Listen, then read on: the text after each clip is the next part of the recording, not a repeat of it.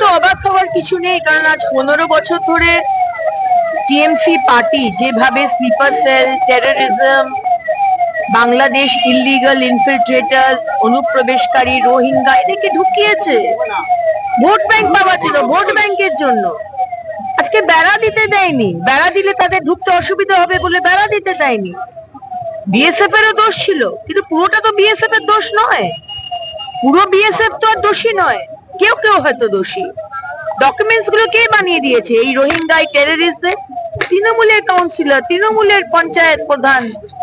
এবং দেখা গেছে মালদাতে পঞ্চায়েত প্রধান সে নিজেই হচ্ছে বাংলাদেশি, তাকে টিকিট দিয়ে আজকে পঞ্চায়েত প্রধান বানানো হয়েছে। সুতরাং sleeper cell, Mamata Banerjee TMC বরাবর ভোট ব্যাংকের জন্য দেশের বিরুদ্ধে কাজ করে গেছে। এবং ভাবার উচিত নয় যে 4 তারিখে যেই বিজেপি এলো সব স্লিপার সেলরা ভালো মানুষ হয়ে গুটি গুটি পায়ে আবার বাংলাদেশ ফেরত চলে গেছে। ভাবার কারণ নেই, সব রয়েছে চুপচাপ। স্লিপার সেল নামটাই হচ্ছে স্লিপার সেল। তাই সাধারণ মানুষকে বলি, খুব অ্যালার্ট থাকবে।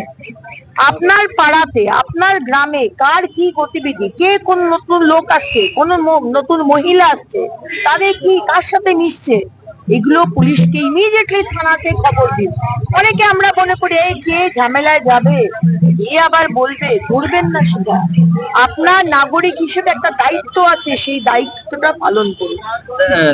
শিলিগুড়িতে অমিত শাহ স্বরাষ্ট্রমন্ত্রী, মানে এবার কি পাহাড়ের সমস্যা এবং সীমান্তবর্তী, মানে যেভাবে সংস্থা বা বাংলাদেশ সংস্থাগুলো বেড়ে চলেছে পশ্চিমবঙ্গে, মানে সীমান্তবর্তী নজরটা কি এবার থাকবে, মানে জোরদার?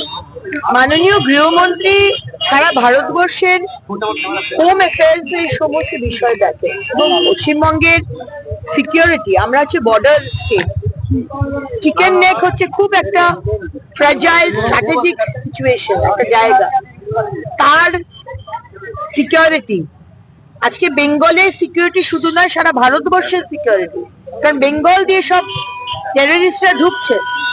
সুতরাং পুরো বিষয়টা, এবং তার সাথে সাথে নর্থ বেঙ্গলের উন্নয়ন, নর্থ বেঙ্গলের মানুষের উন্নয়ন, সবকিছু নিয়ে আজকে বৈঠক। সিউড়ি এবং কলকাতার যে অগ্নিকাণ্ডের ঘটনা, তারপরে গোটা রাজ্যের ব্যবস্থা ক্ষতি দেবে, বিভিন্ন নার্সিং হোম, বড় বড় ফ্ল্যাট, মেদিনীপুরের বহু কথা বলে দেওয়া হয়েছে। কেএমসির বড়তেও অলরেডি এরকম একটা টিম আগে থেকেই গঠন করা ছিল, তাদেরকেও আমরা গতকাল থেকে নামিয়ে দিয়েছি। তারা বিভিন্ন জায়গায় যাচ্ছেন এবং আমরা একটা লিস্ট বানিয়ে দিয়েছি, এসওপি, এটা আছে কিনা টিকমার্ক, এটা আছে কিনা টিকমার্ক, এটা আছে কিনা টিকমার্ক। যেগুলো নেই 4-5টা সঙ্গে সঙ্গে হোটেল, নার্সিং হোম যা হবে পুরো সিল। কোনো আর সেকেন্ড চান্স দেবার কোনো বিষয় নেই। মেদিনীপুরে আমার আজকে মুখোমুখি প্রোগ্রাম আছে, আমাদের প্রশাসনিক বৈঠক আছে। মুখোমুখি প্রোগ্রামেও আমি 7টা বিধানসভা, খড়গপুর, 7টা ইউএলবি, খড়গপুর পৌরসভা, মেদিনীপুর পৌরসভা, খড়গপুর পৌরসভা, চন্দ্রকোনা, ঘাটাল, রামজীবনপুর আর খড়ার, আর আরেকটা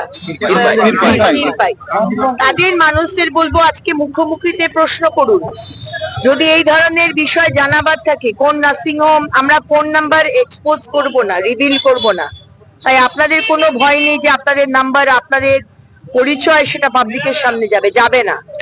কিন্তু আপনারা জানান যে কোন কোন বিল্ডিং, কোন কোন নার্সিং হোম, কোন কোন হোটেল এইভাবে ইলিগাল বানানো হয়েছে, আপনারা আমাকে জানান, আমরা আমাদের দপ্তর থেকে অ্যাকশন নেব।